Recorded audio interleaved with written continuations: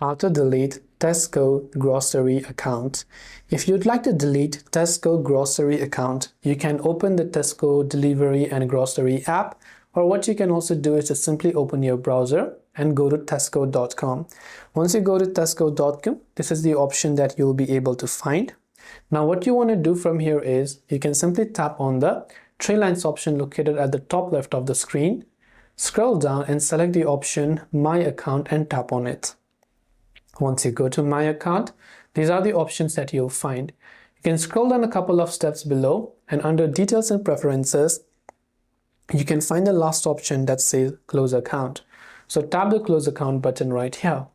Once you tap on Close Account, here it says you can close account on this particular option if you want to close your account for someone else. Or what you can do is you can simply go ahead and then tap the Continue button here.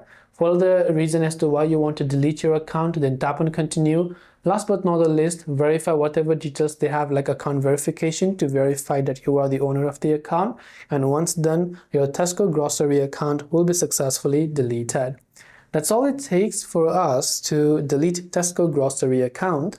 I hope the video helped you out. If you have got any further questions, feel free to also leave them down in the comment section below. As always, thank you for watching till the very end of this tutorial and see you soon in our next video.